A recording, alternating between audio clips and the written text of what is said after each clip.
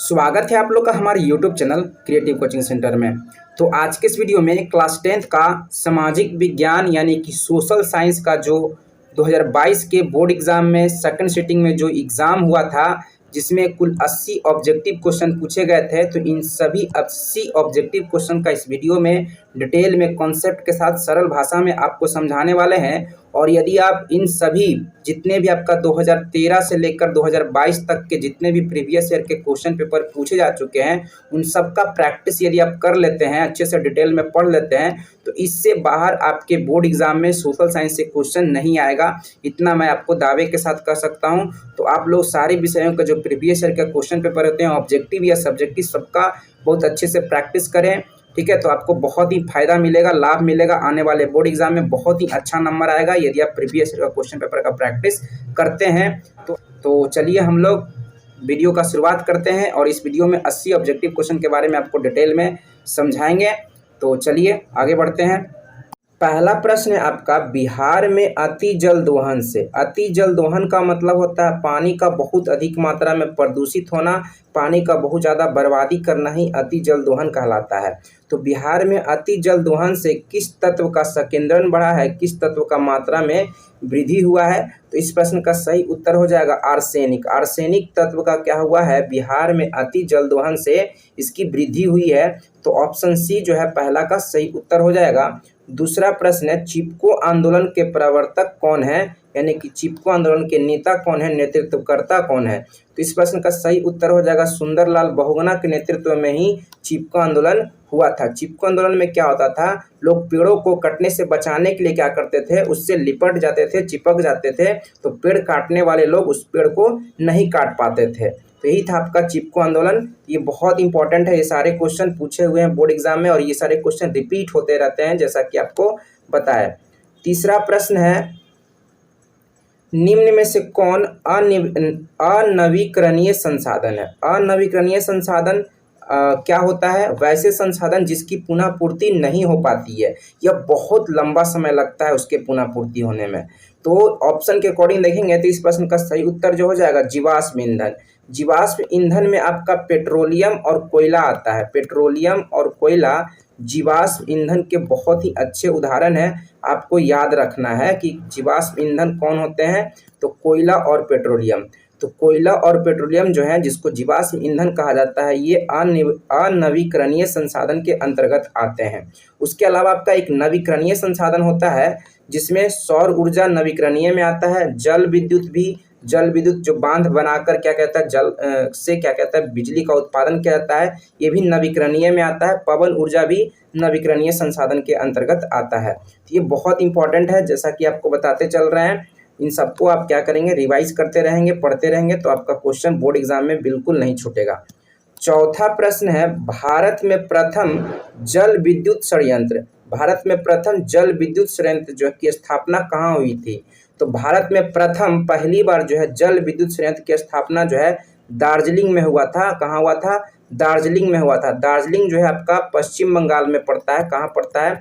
दार्जिलिंग पश्चिम बंगाल राज्य में पड़ता है। और यहीं पे दार्जिलिंग में सबसे पहली बार जल विद्युत संयंत्र की स्थापना हुई थी, यानी कि जल से बिजली उत्पादन करने का जो संयंत्र है, मशीन है, वो स्थापित किया गया था। पांचवा प्रश्न है, बिहार का सर्वाधिक जनसंख्या घनत्व वाला जिला कौन सा है?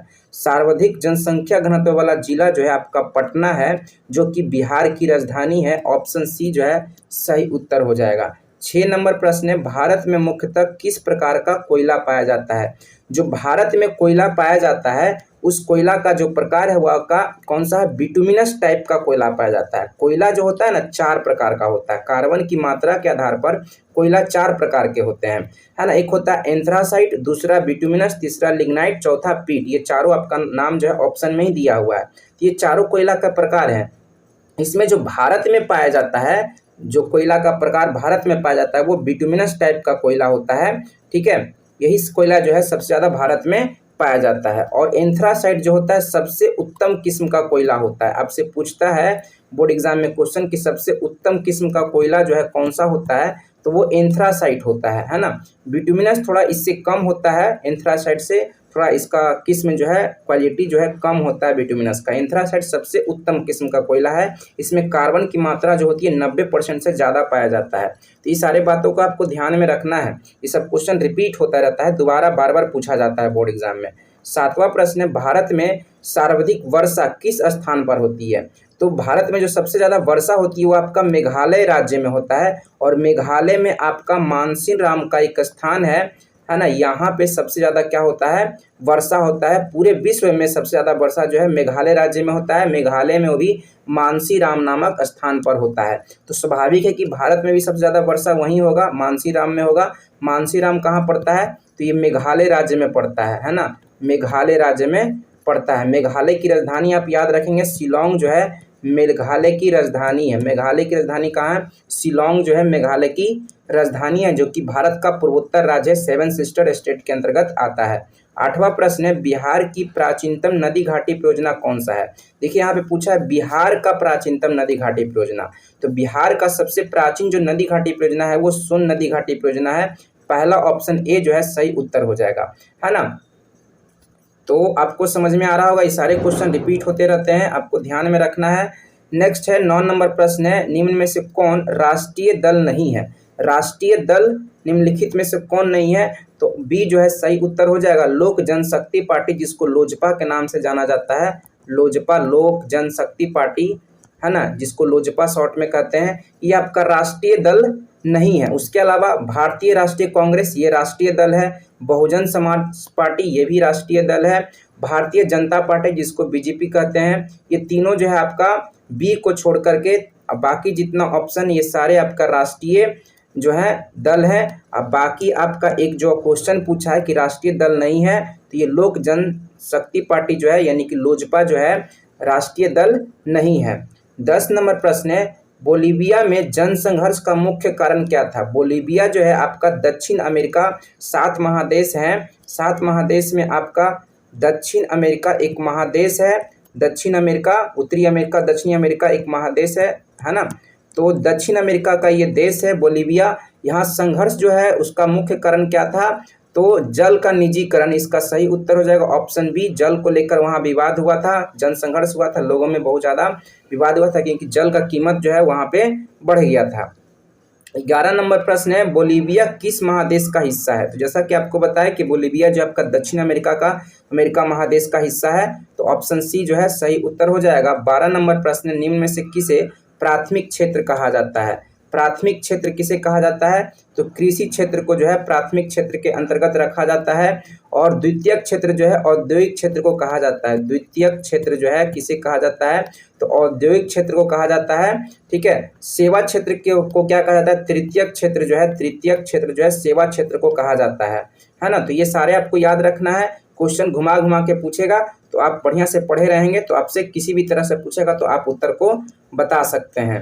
नेक्स्ट है आपका 13 नंबर प्रश्न है, स्वीडन की मुद्रा क्या है? स्वीडन एक देश है ना, इसकी मुद्रा क्या है? तो स्वीडन का जो मुद्रा है यानी कि वहाँ करेंसी क्या चलता है? तो कोरोना चलता है। और स्वीडन का राजधानी आपको याद रखना है स्टॉकहोम जो है, स्टॉकहोम स्वीडन की राजधानी है, स्वीडन देश है।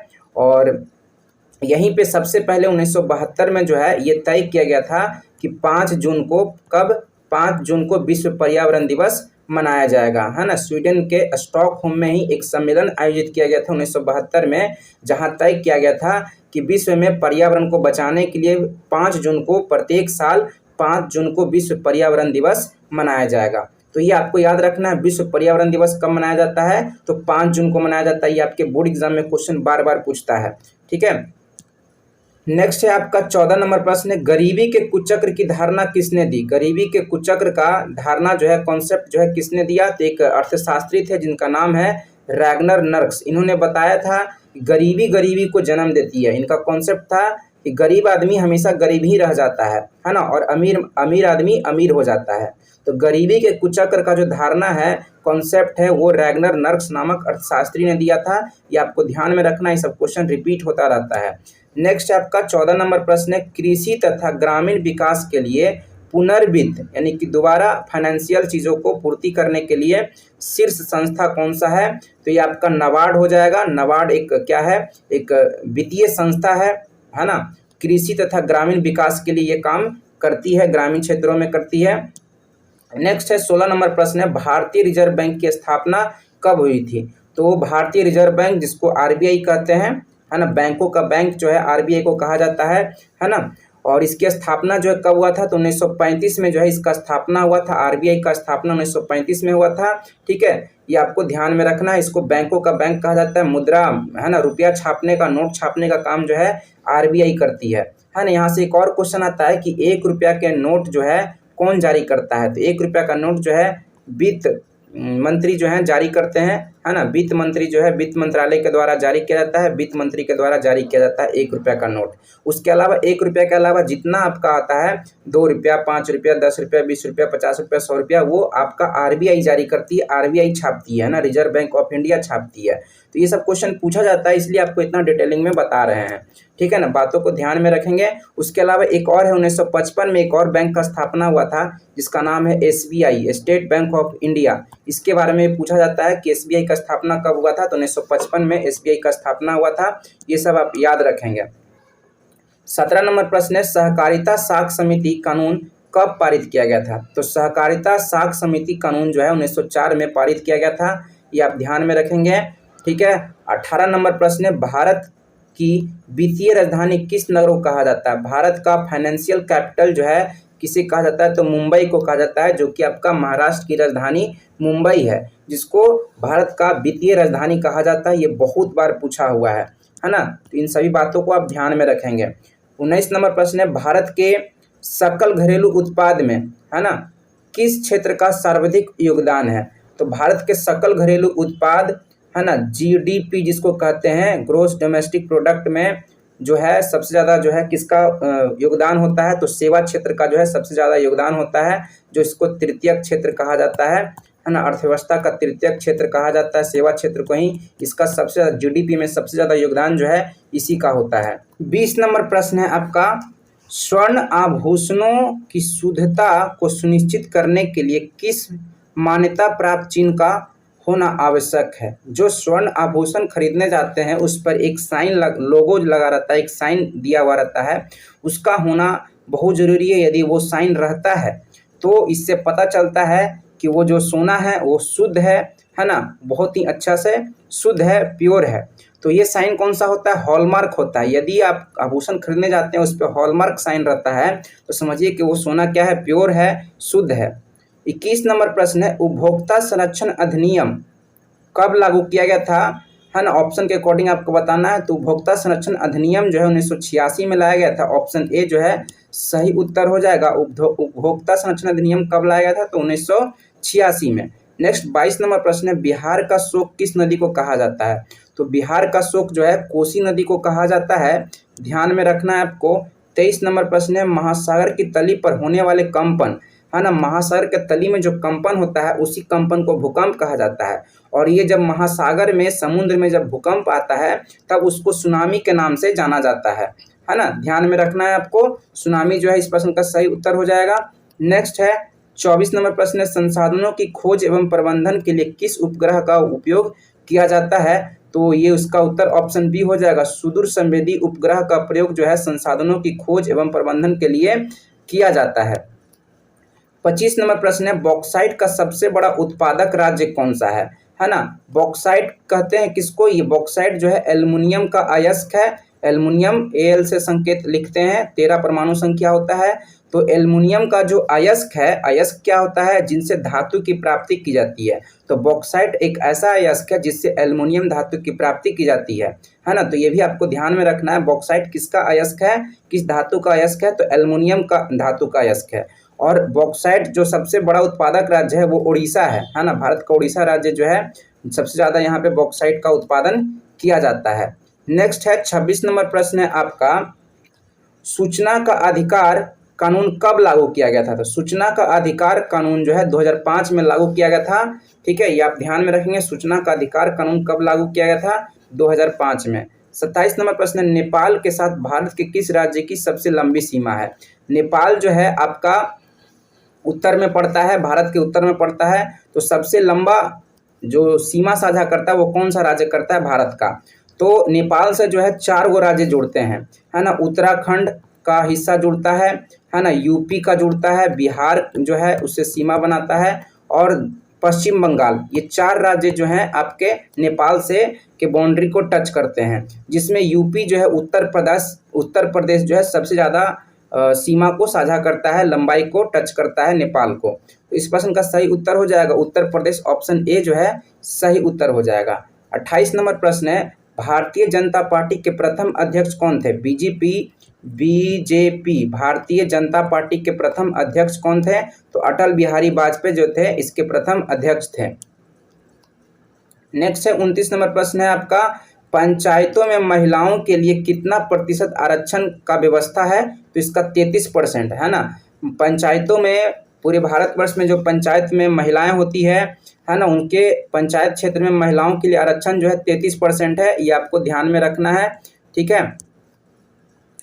30 नंबर प्रश्न है, राज्य वित्त आयोग का गठन किया जाता है। तो राज्य वित्त आयोग का गठन जो है निम्नलिखित में सभी ऑप्शन जो करेक्ट हो जाएंगे, आप इसको ध्यान में रखेंगे कि पहला आपका पंचायतों की वित्तीय स्थिति के पूर्वावलोकन हेतु, बी है आपका केंद्र और राज्य के वित्तीय संबंध के पुनरावलोकन हेतु, सी है आपका बैंकों की वित्तीय स्थिति के पुनरावलोकन हेतु। इनमें से सभी जो है सही उत्तर हो जाएगा। इन तीनों कामों के लिए जो है राज्य वित्त आयोग का गठन किया जाता है।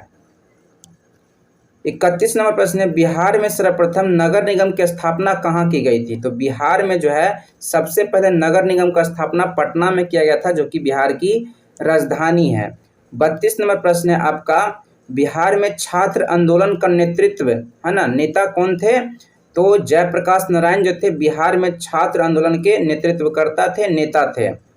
33 नंबर प्रश्न है, सविनय अवज्ञा आंदोलन के समय भारत के वायसराय कौन थे? तो सविनय अवज्ञा आंदोलन जब चल रहा था तब उस समय जो है भारत के वायसराय जो थे लॉर्ड इरविन थे, है ना। गांधी जी और इरविन के बीच में एक समझौता हुआ था जिसको गांधी इरविन पैक्ट कहा जाता है ना। गांधी इरविन पैक्ट जो है इसी आंदोलन में हुआ था, जिस पैक्ट होने के बाद जब गांधी इरविन पैक्ट हुआ, जिसको दिल्ली समझौता के नाम से भी जाना जाता है, तो उसके बाद क्या हुआ था, सविनय अवज्ञा आंदोलन को स्थगित कर दिया गया था, समाप्त कर दिया गया था, ठीक है। तो यहाँ पे आपको ध्यान में रखना है कि सविनय अवज्ञा आंदोलन जब चल रहा था तब उसमें भारत में जो थे ब्रिटिश वायसराय जो थे, मतलब ब्रिटिश का ही शासन था, ठीक है। तो वायसराय कौन थे? तो लॉर्ड इरविन थे। 34 नंबर प्रश्न है, जिनेवा संधि कब हुई थी? तो जिनेवा संधि 1950 सही उत्तर हो जाएगा, है ना। इसको गूगल करेंगे तो 1949 देगा, लेकिन आपको ऑप्शन में जो दिया है उसी के हिसाब से चलना है। तो 1950 जो है जिनेवा संधि सही उत्तर हो जाएगा। 35 नंबर प्रश्न है, चौरी चौरा कांड हुआ था। चौरी चौरा कांड जो है कहाँ कब हुआ था? तो 1922 में हुआ था, 1922 में हुआ था, ये यूपी में हुआ था, उत्तर प्रदेश में हुआ था आपका। और इसी कांड के होने के बाद क्या किया था, असहयोग आंदोलन को स्थगित कर दिया था। गांधी जी जब चौरा चौरी कांड हुआ तो गांधी जी असहयोग आंदोलन को वापस ले लिए थे, ठीक है। चौरा चौरी कांड में क्या हुआ था कि उत्तर प्रदेश में क्रांतिकारी लोग मिलकर क्या किए थे, एक थाना में ही आग लगा दिए थे, जिसमें बहुत सारे सिपाही, लगभग 20-21 सिपाही क्या हुए थे, मारे गए थे, है ना। थाना में ही सीधे आग लगा दिए लोग। तो इस चौरी चौरा कांड जब हुआ तो असहयोग आंदोलन को वापस ले लिया गया। और ये जब कब हुआ था? 1922 में ये कांड हुआ था। 36 नंबर प्रश्न है, विश्व का पहला समाजवादी देश कौन सा था? तो रूस जो है विश्व का पहला समाजवादी देश सही उत्तर हो जाएगा। 37 नंबर प्रश्न है, हिंद चीन पहुंचने वाले प्रथम व्यापारी कौन थे? तो पुर्तगाली जो थे सर्वप्रथम व्यापारी थे, और इनका नाम था आपका, क्या नाम था, 1498 में जो आए थे, ठीक है, वास्को डिगामा, है ना। 1498 में आए थे, जिनका नाम था वास्को डिगामा, ठीक है। डिगामा ये पुर्तगाली थे, पुर्तगाल से आए थे, और हिंद चीन पहुंचने वाले ये प्रथम व्यापारी थे। 38 नंबर है, वियतनाम का एकीकरण कब हुआ? तो वियतनाम का एकीकरण जो है 1975 में हुआ था, है ना। ये हिंद चीन का जब आप पढ़े होंगे हिंद चीन वाला चैप्टर तो उसमें दिया हुआ होगा, हिस्ट्री में पढ़े होंगे। 39 नंबर प्रश्न है आपका, काउंट काबूर को विक्टर इमैनुअल ने, है ना, विक्टर इमैनुअल ने किस पद पर नियुक्त किया था? तो काउंट काबूर ने जो है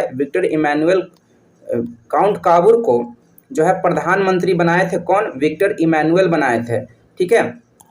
आप हिस्ट्री का पहला चैप्टर पढ़े होंगे तो उसमें आपको याद आ रहा होगा किन्हें सीमांत गांधी के नाम से जाना जाता है? 40 नंबर प्रश्न है, किन्हें सीमांत गांधी के नाम से जाना जाता है? बहुत बार पूछा हुआ है। तो खान अब्दुल गफ्फार खान को जो है सीमांत गांधी के नाम से जाना जाता है ना। लाल कुर्ती नामक सेना का गठन जो है, लाल कुर्ती सेना का गठन जो है कौन किए थे? यही किए थे कौन? खान अब्दुल गफ्फार खान। लाल कुर्ती सेना का गठन कौन किए थे? तो खान अब्दुल गफ्फार खान किए थे, जिनको सीमांत गांधी के नाम से जाना जाता है। नेक्स्ट है आपका 41वां प्रश्न, मनरेगा शुरू हुई थी, मनरेगा कहाँ शुरू हुई थी? तो आंध्र प्रदेश में मनरेगा शुरू किया गया था, है ना। मनरेगा जो है भारत का ही नहीं पूरे विश्व का सबसे बड़ा ग्रामीण क्षेत्र में दिया जाने वाला रोजगार है, ठीक है ना। काम दिया जाता है जिसमें 100 दिन का गारंटी दिया जाता है कार्य करने का। ये आपका इकोनॉमिक्स में भी पूछा हुआ है ना क्वेश्चन की निम्नलिखित में से किस परियोजना में जो है या मनरेगा में जो है कितने दिन के कार्य करने की काम की गारंटी मिलती है? तो 100 दिन का गारंटी मिलता है ना रोजगार का मनरेगा में। नेक्स्ट है आपका 42 नंबर प्रश्न है, निम्न में से कौन गैर आर्थिक आधारभूत संरचना का अंग है? निम्नलिखित में से कौन गैर आर्थिक आधारभूत संरचना का अंग है? तो आधारभूत संरचना के अंतर्गत आपका शिक्षा आता है, यातायात आता है, संचार आता है, लेकिन यहाँ पे क्या पूछा है? गैर आर्थिक आधारभूत संरचना के बारे में पूछा है। तो ऊर्जा का जो है संबंध आधारभूत संरचना से नहीं है, ठीक है। तो ऑप्शन ए जो है इस प्रश्न का 42 नंबर प्रश्न का ऑप्शन ए जो है सही उत्तर हो जाएगा। 43 नंबर प्रश्न है, विश्व व्यापार संगठन WTO की स्थापना कब हुआ था? है ना, वर्ल्ड ट्रेड ऑर्गेनाइजेशन का स्थापना 1995 में हुआ था, ये आपको ध्यान में रखना है। 44 नंबर प्रश्न है, ब्रंटलैंड आयोग संबंधित है, ब्रंटलैंड आयोग जो है किससे संबंधित है? तो सतत विकास से संबंधित है, ऑप्शन सी जो है सही उत्तर हो जाएगा। ब्रंटलैंड आयोग जो है सतत विकास से संबंधित है। 45 नंबर प्रश्न है, प्रथम राष्ट्रीय मानव विकास रिपोर्ट किस प्रधानमंत्री के कार्यकाल में जारी किया गया था? तो जब प्रथम मानव विकास रिपोर्ट जारी किया गया था तो उसमें भारत के प्रथम प्रधानमंत्री जो थे कौन थे? ये भारत में जो है भारत के संदर्भ में पूछ रहा है, तो भारत में प्रथम मानव विकास रिपोर्ट जो है 2002 में प्रकाशित किया गया था, दिल्ली से प्रकाशित किया गया था। उस समय भारत के प्रधानमंत्री जो थे कौन थे? तो अटल बिहारी वाजपेयी थे। ये भी आपका क्वेश्चन पूछा हुआ है कि जब भारत में प्रथम राष्ट्रीय मानव विकास रिपोर्ट जारी किया गया तो कहाँ से जारी किया गया था? तो दिल्ली से जारी किया गया था। और अभी ये पूछ ही लिया कि कौन प्रधानमंत्री थे? तो अटल बिहारी वाजपेयी थे। 46 नंबर प्रश्न है, नीति आयोग का गठन कब हुआ था? है ना, हुआ था तो जनवरी 2015 में हुआ था। 1 जनवरी 2015 को जो है नीति आयोग का गठन किया गया। ये नीति आयोग जो है योजना आयोग को समाप्त करके योजना आयोग को समाप्त कर दिया गया, है ना। उसके स्थान पर नीति आयोग को लाया गया। तो योजना आयोग का स्थापना वर्ष पूछा जाता है तो आपका 15 मार्च 1950 को जो है योजना आयोग का स्थापना किया गया था। ये भी आपको ध्यान में रखना है कि योजना आयोग का स्थापना कब हुआ था? तो 1950 में हुआ था। 15 मार्च 1950 को योजना आयोग का स्थापना हुआ और इसी योजना आयोग को हटा करके नीति आयोग का गठन किया गया था। कब किया गया था? 2015 में किया गया था। नेक्स्ट है आपका 47 नंबर प्रश्न है, थोड़ा सा और जूम कर लेते हैं।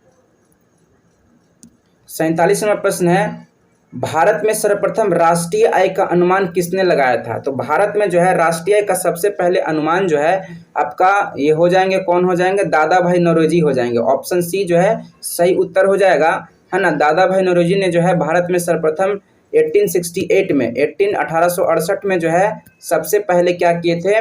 दादा भाई नौरोजी राष्ट्रीय आय का अनुमान लगाए थे।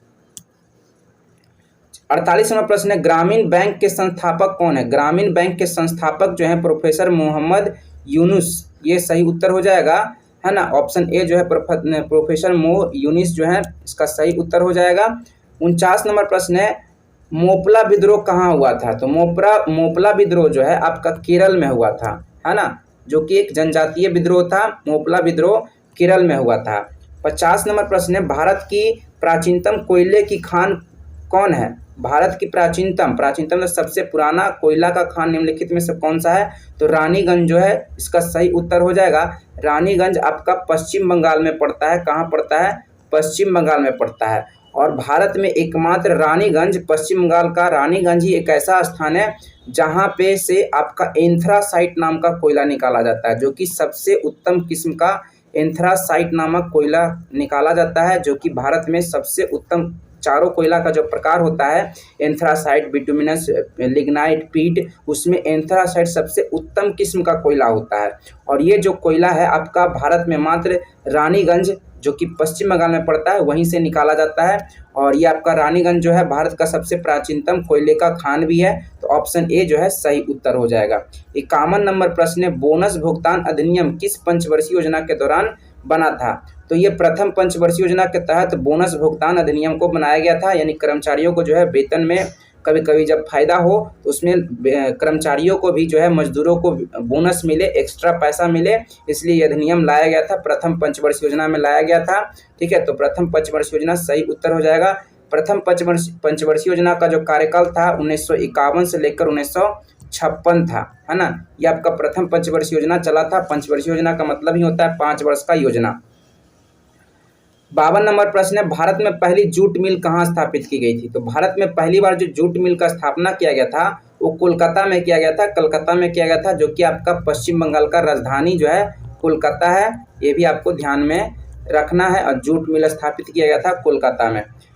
53 नंबर प्रश्न है आपका, पावर लूम का आविष्कार किसने किया था? तो पावर लूम का आविष्कार जो है एडमंड कार्टराइट ने किया था, ये याद रखेंगे। एडमंड कार्टराइट जो है, इन्होंने ही पावर लूम का आविष्कार किया था। ये सब क्वेश्चन रिपीटेड क्वेश्चन है, इसको ध्यान में आप रखेंगे। 54 नंबर प्रश्न है, अंतर्राष्ट्रीय श्रमिक संगठन का मुख्यालय कहाँ है? अंतर्राष्ट्रीय श्रमिक संगठन इंटरनेशनल लेबर ऑर्गेनाइजेशन का स्थापना, ILO इंटरनेशनल लेबर ऑर्गेनाइजेशन का स्थापना जो है, स्थापना बोल रहे हैं, मुख्यालय जो है कहाँ है? तो वो जिनेवा में है ना, ये याद रखेंगे आप। 55 नंबर प्रश्न है आपका, सिंगापुर कब आज़ाद हुआ था? सिंगापुर एक देश है, इसकी ये कब आज़ाद हुआ था? ये 1965 में जो है सिंगापुर आज़ाद हुआ था। ये सब डेट याद रखेंगे, ये सब याद करने वाला है कि सिंगापुर कब आज़ाद हुआ था। तो 1965 में आज़ाद हुआ था।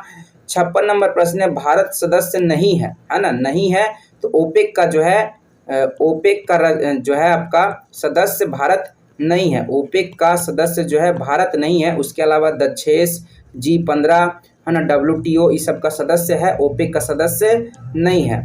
57 नंबर प्रश्न है, निम्न में से कौन राज्य रेल मार्ग से नहीं जुड़ा हुआ? कौन सा राज्य जो है रेल मार्ग से नहीं जुड़ा हुआ है ना? तो इसका मेघालय जो है आपका, भारत का जो पूर्वोत्तर राज्य मेघालय है ना, ये आपका रेल मार्ग से नहीं जुड़ा हुआ है। आपको ध्यान में ये सब बातें रखना है। 58 नंबर प्रश्न है, वायु परिवहन का राष्ट्रीयकरण कब किया गया था? तो वायु परिवहन का है ना राष्ट्रीयकरण जो है 1953 सही उत्तर हो जाएगा। 1953 में जो है भारत में राष्ट्रीय वायु परिवहन का राष्ट्रीयकरण किया गया था। 59 नंबर क्वेश्चन है, भारत का प्रथम निर्यात संवर्धन क्षेत्र कहाँ स्थापित किया गया? तो भारत का प्रथम निर्यात संवर्धन क्षेत्र जो है आपका कांडला में स्थापित किया गया। कांडला आपका गुजरात में पड़ता है। कहाँ पड़ता है? गुजरात में पड़ता है। और कांडला आपका भारत का सबसे बड़ा बंदरगाह है ना, सबसे बड़ा बंदरगाह पूछा जाएगा कहाँ है, तो आपका कौन सा बंदरगाह है? सबसे बड़ा बंदरगाह कौन सा है?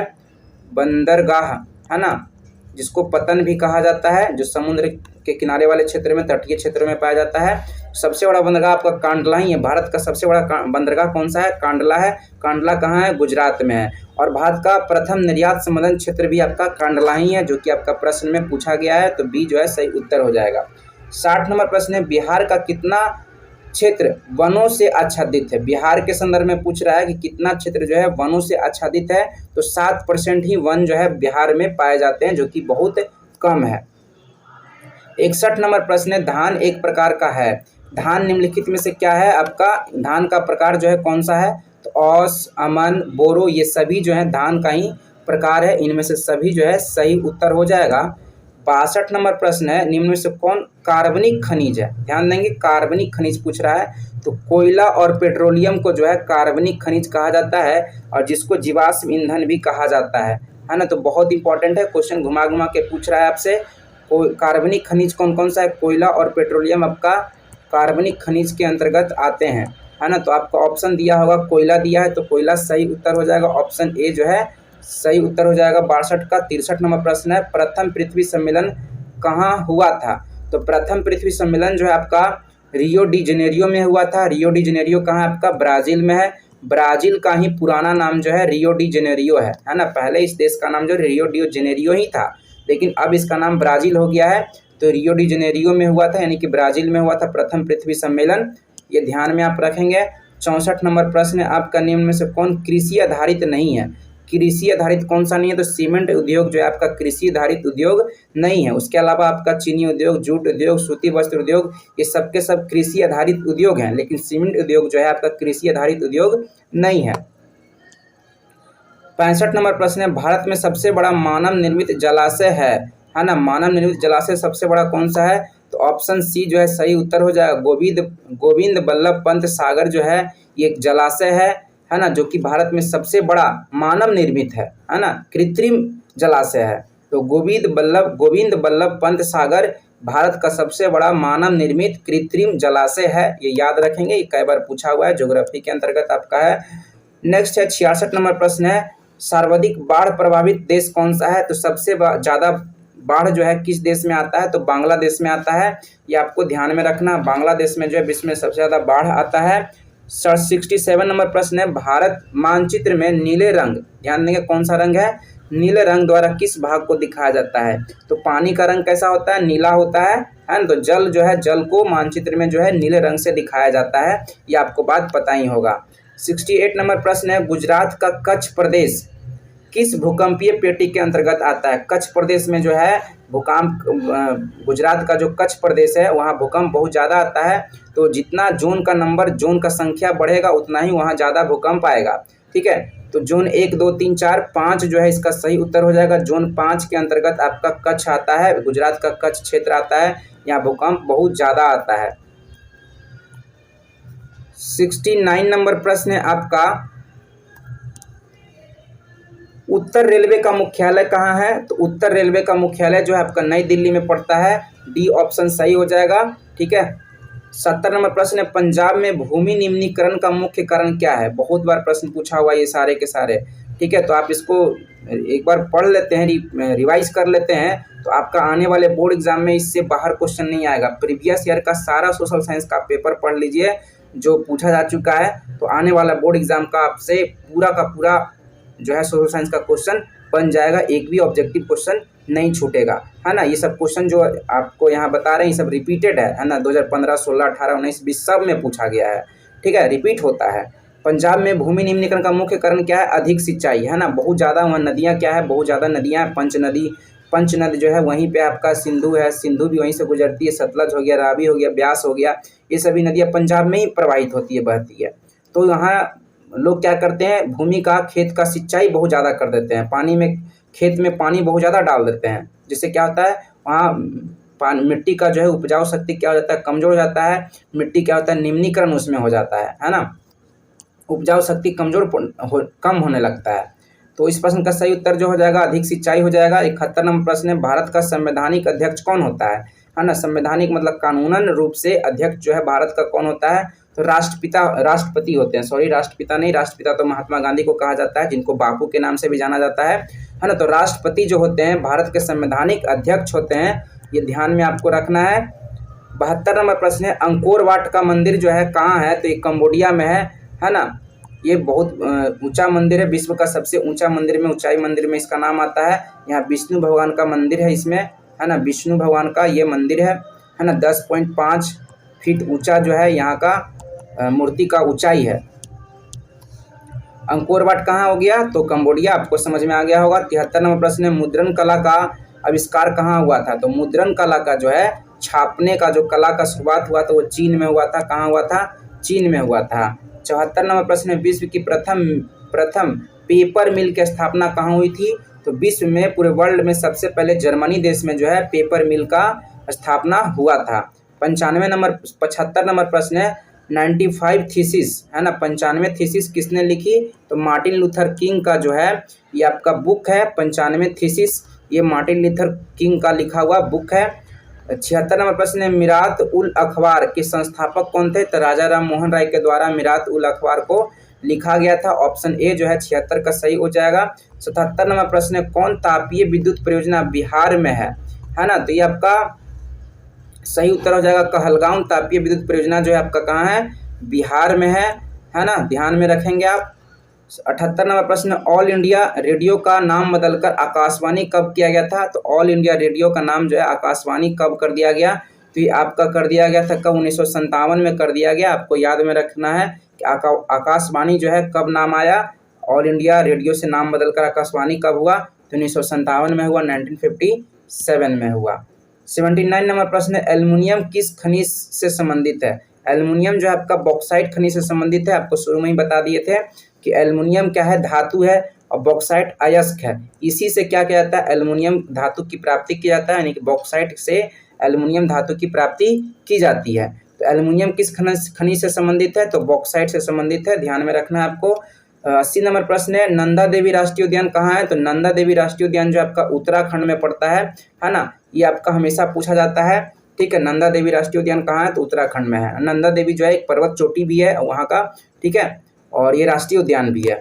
और इस यहाँ का उत्तराखंड का एक और बहुत इंपॉर्टेंट राष्ट्रीय उद्यान है जो कि हमेशा पूछा जाता है, जिसका नाम है जिम कॉर्बेट नेशनल पार्क, है ना। जिम कॉर्बेट नेशनल पार्क जो है, नेशनल पार्क कहाँ है? तो ये आपका कहाँ है? उत्तराखंड में ही है। जिम कॉर्बेट नेशनल पार्क कहाँ है? उत्तराखंड में ही है। और ये आपका बाघ के लिए, है ना, टाइगर के लिए प्रसिद्ध है। यहाँ पे टाइगर बहुत ज़्यादा पाया जाता है। टाइगर के लिए ये वन जो है, राष्ट्रीय उद्यान जो है प्रसिद्ध है, जिम कॉर्बेट नेशनल पार्क। इसका जो नया नाम है, वर्तमान में इसका नाम जो है बदल दिया गया है, ठीक है। रामगंगा राष्ट्रीय उद्यान इसका कर दिया गया है। रामगंगा राष्ट्रीय उद्यान जो है कौन सा हो गया है? तो जिम कॉर्बेट नेशनल पार्क का नाम बदल के रामगंगा राष्ट्रीय उद्यान कर दिया गया है। तो इस प्रकार से 80 ऑब्जेक्टिव क्वेश्चन के बारे में आपको बताया, और बार बार आपको बोल रहे हैं कि इन सब का प्रैक्टिस कर लेते हैं। प्रीवियस ईयर का सारे जितने साल में पूछे गए हैं, जितने वर्ष में आपका कम से कम 2013 से लेके 2022 तक का जितना भी प्रैक्टिस सेट है आपका प्रीवियस ईयर में जो पूछा जा चुका है, उसको आप प्रैक्टिस कर लेते हैं, याद कर लेते हैं, तो इससे बाहर आपके बोर्ड एग्जाम में बिल्कुल नहीं आएगा। यही सब क्वेश्चन रिपीट होकर आता है, ठीक है। तो मिलते हैं हम लोग, ये दूसरा सेकंड सिटिंग का क्वेश्चन था, है ना। फर्स्ट सिटिंग का हम लोग इसके बाद लाएंगे। Thank you.